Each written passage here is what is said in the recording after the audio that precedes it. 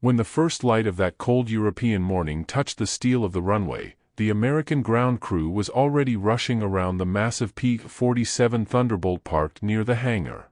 The aircraft looked like a metal beast awakened before sunrise, its radial engine silent for the moment, but promising a roar powerful enough to shake the air itself. The pilot, Lieutenant Harold "Hawk" Larson, watched as mechanics loaded .50 caliber belts into each wing, their hands moving fast, practiced, almost mechanical after so many missions. For him, it was just another escort assignment.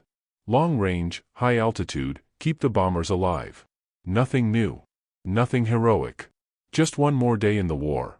But he had no idea that this would be the day his name would travel through every tent, every base, every briefing room in the entire 9th Air Force.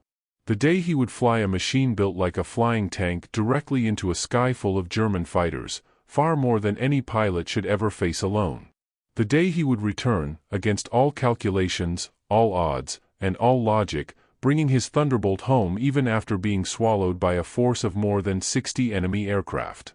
The engine came alive with a thunderous growl that shook the ground and sent a vibration through Hawk's legs. He climbed the ladder, strapped himself in, and took a steady breath before pushing the throttle forward.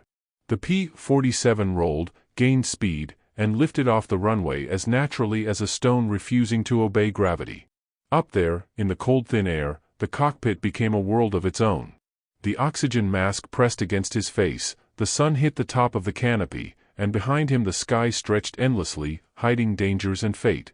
For more than an hour, the flight was boring, monotony at high altitude. The Thunderbolt group spread across the sky like metallic guardians watching over the bombers. Below them, dozens of Silver B-17 flying fortresses crawled through the air toward their target in Germany. Hawk kept scanning the horizon, the gauges, the clouds. Nothing unusual. Nothing alarming. Just another mission. Then, as the formation approached enemy territory, the bomber crews began calling out on the radio. Faint at first. Nervous. Distorted. But urgent enough to make Hawk tense up. Bandits at 2 o'clock, many bandits. The voice cut through the static like a knife. Another came right after it, looks like a whole swarm. Messerschmitts, and Focke-Wulfs. Hawk's eyes narrowed as he searched the sky. A few seconds later, he saw them emerging from the sun as if the light itself had given birth to metallic predators. Dozens of German fighters, diving as a coordinated wave, wings glinting like razor blades. They spread quickly, peeling off toward the bombers, a maneuver the Americans knew too well. The Luftwaffe pilots were hungry, desperate, and deadly. They were coming to kill. Hawk switched to combat power, feeling the engine respond with a deep growl that shook the entire cockpit. He moved ahead of his own group, climbing slightly to intercept. The other Thunderbolts were still repositioning when he saw a smaller formation of German fighters detached from the pack, diving straight toward the bombers at an angle that would allow them to fire before any escort could intervene. Hawk didn't think twice. He pushed the stick forward, diving hard, leaving his squadron behind. He cut straight across the path of the German fighters. It was an insane move. A suicidal move. But it worked. The enemy formation scattered like birds startled by a predator. Hawk lined up the closest one, a Bf-109 with yellow markings, and squeezed the trigger. The 8.50 caliber guns roared together, spitting flame and lead with such violence that the whole aircraft vibrated. The rounds tore across the enemy fighter's fuselage. Smoke burst from its engine and the plane spiraled downward trailing black fire. That kill should have given Hawk the moment he needed to pull up and regroup, but the German swarm was already closing all around him. They didn't even need to coordinate, they simply turned toward the lone Thunderbolt that had broken their attack. It was the kind of target they loved, isolated, outnumbered, out of position. Hawk heard the radio crackle behind him. Larson, break away. You're alone. But breaking away was impossible. There was no away to go to. The enemy fighters were all around him, above, below, to the sides, circling like sharks. He could feel the pressure tightening around him, the air growing heavier, the cockpit shrinking. He pushed the stick hard and climbed into a vertical roll, barely avoiding the first burst of cannon fire that sliced through the space he had occupied less than a second earlier. Another German fighter came from below. Hawk rolled again, feeling the wings strain and the G-forces crush his chest. The Thunderbolt wasn't elegant. It wasn't fancy. But it was tough, brutally tough, able to absorb damage like no other fighter in the sky. And Hawk was about to use every ounce of strength and metal the aircraft had. A cannon shell hit his left wing. Another exploded near the tail. The Thunderbolt shook violently, alarms blinking, metal ringing like a struck bell. But it stayed in the air. It kept flying. The enemy expected debris. Instead, the P-47 kept turning straight into them, guns blazing. Hawk lined up a Focke-Wulf coming in too aggressively from the right. He fired a short burst, hitting the wing roots and cockpit. The German fighter lit up in flames and went down. Another tried to climb behind him, but Hawk dove again, letting gravity turn the Thunderbolt into a falling anvil, impossible to follow at that angle. The sky became a blur of smoke, black shapes, and silver flashes. He barely knew where he was anymore. The altimeter spun downward. The G-forces pushed his vision into gray edges. He pulled up at the last moment, feeling the wings groan under the brutal maneuver. The Germans followed. And there were so many of them, far more than he had counted before the dive. This was no ordinary interception. It was an entire Luftwaffe reserve group, scrambled to stop the bombers at all costs. 1 against 60. The kind of scenario no pilot trains for. No commander expects. No sane mind survives intact. But Hawk wasn't thinking about odds. He wasn't thinking about numbers. He was thinking about survival. And survival meant hitting first, turning first, firing first. It meant trusting the enormous radial engine in front of him and the thick armor behind him. A Bf-109 slipped onto his tail. He felt the impact before he heard it, bullets hammering the rear fuselage, sparks flying off the frame, the cockpit shuddering. He threw the Thunderbolt into a violent roll. The enemy overshot. Hawk pushed the nose down, firing a long burst that ripped the German aircraft in half as it tried to recover. 3 down. But the swarm wasn't shrinking. More fighters kept pouring in, attacking in pairs, diving, climbing, rolling, shooting. Hawk was trapped in the center of a storm of metal and fire.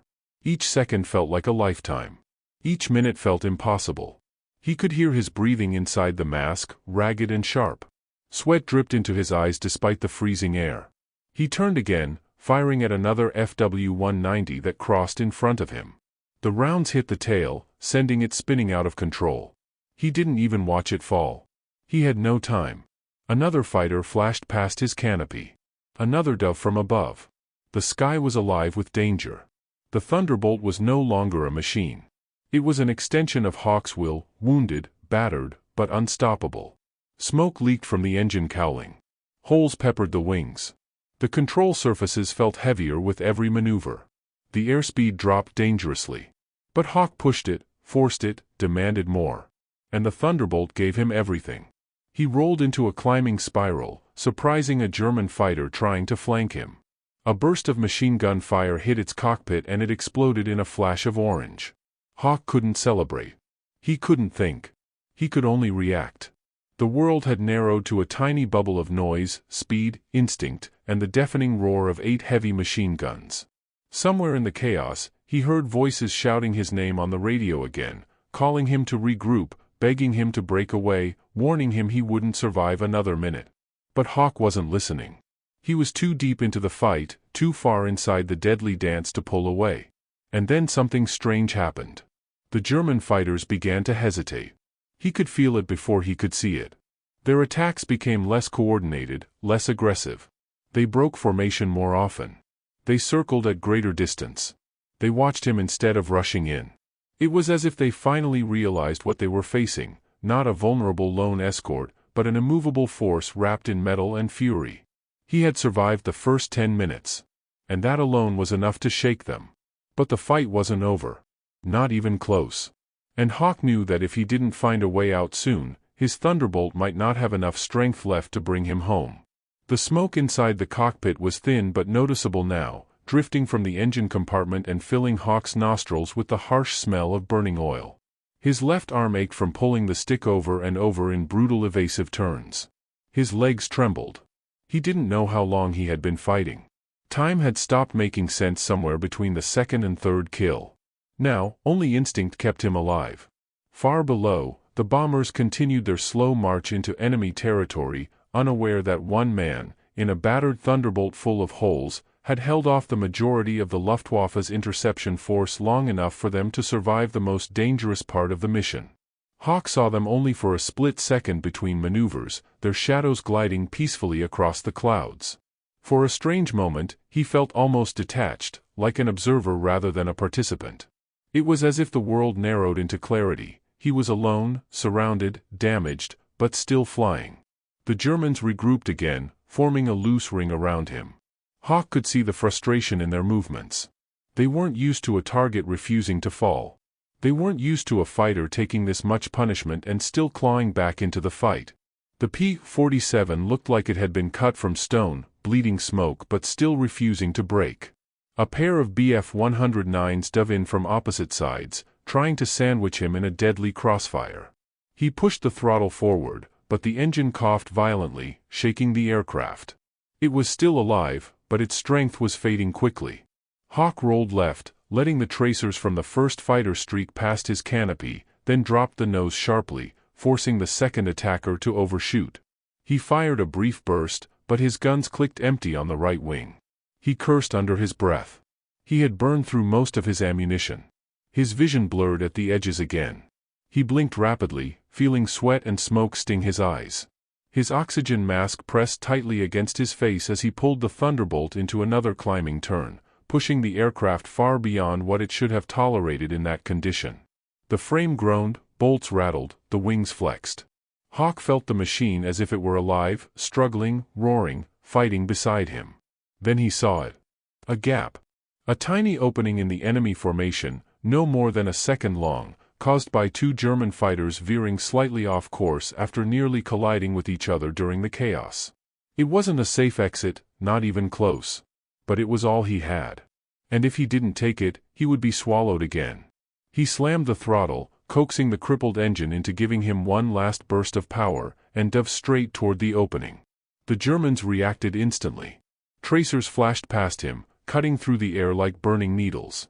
A cannon shell exploded near his left wingtip, rocking the aircraft sideways. Another burst hit the fuselage behind the cockpit, sending sparks flying across the canopy. But Hawk didn't pull away. He widened the dive, using gravity as fuel, letting the heavy Thunderbolt fall faster than the Germans expected. The sky rushed upward. The engine screamed. The control stick felt stiff, almost frozen, until Hawk forced it forward with all his strength. He broke through. For a moment, just a moment, he was free of the swarm. But freedom came at a cost. He had lost altitude, and the Germans above him were already diving after him like a pack of wolves that had just watched their prey slip out of their jaws. Hawk knew he couldn't outrun them. Not with his damaged engine. Not with half his guns dry. Not in this condition. But maybe, just maybe, he could outthink them. He pulled the Thunderbolt into a sweeping low turn barely above the treetops. The landscape blurred into streaks of green and brown. His altitude warning horn chirped wildly, almost panicked. Hawk ignored it. He brought the P-47 as low as he dared, flying just meters above the ground, forcing the German fighters to follow him into his territory. Down low, the Thunderbolt was a different machine. Faster in the dive. Heavier. More stable. The Germans either had to follow him dangerously close to the trees or break off and climb.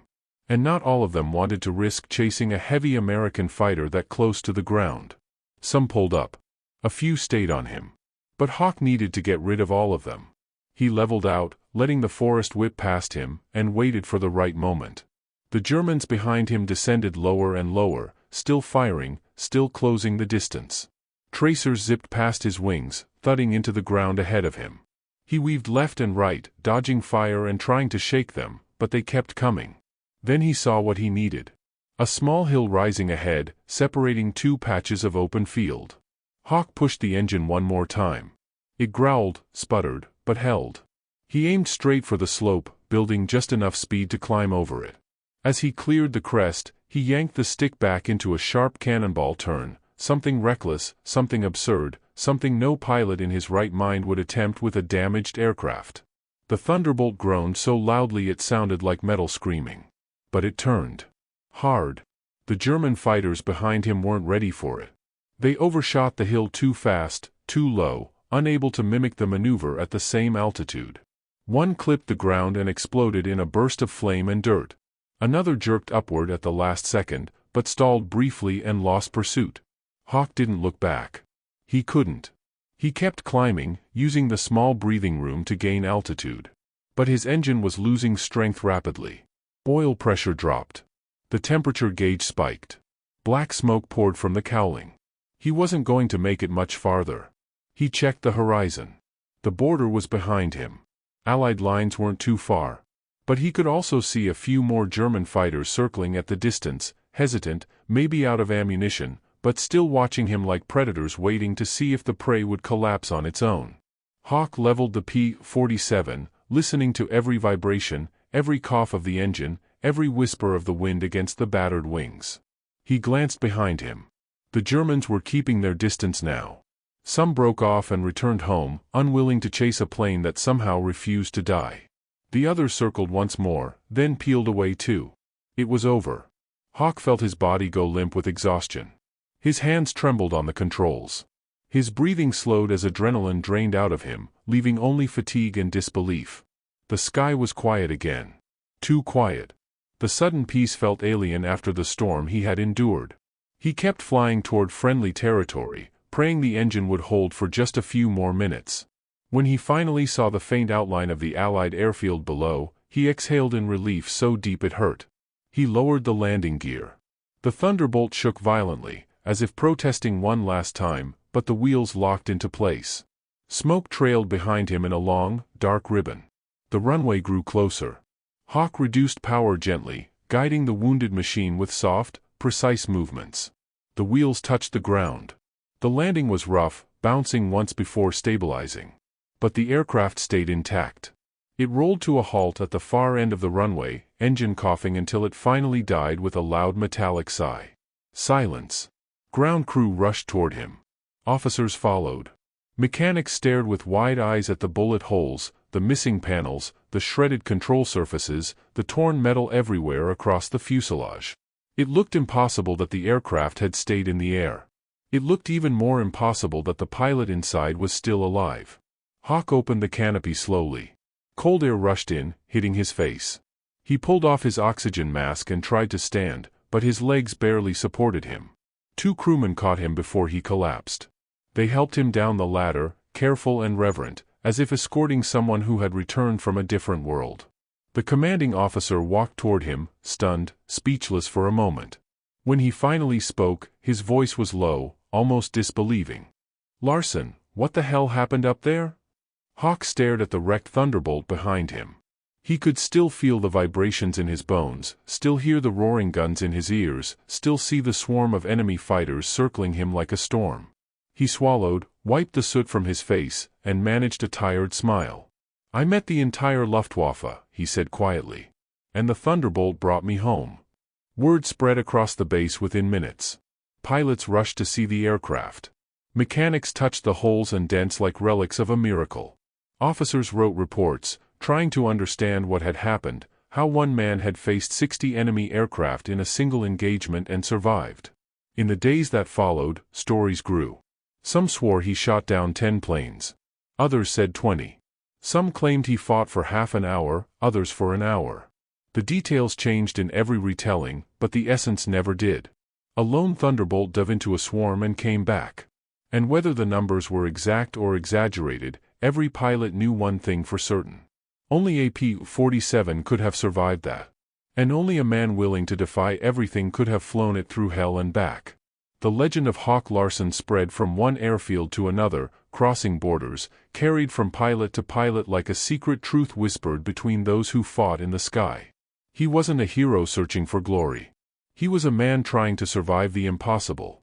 And in doing so, he left behind a story that lived long after the war ended.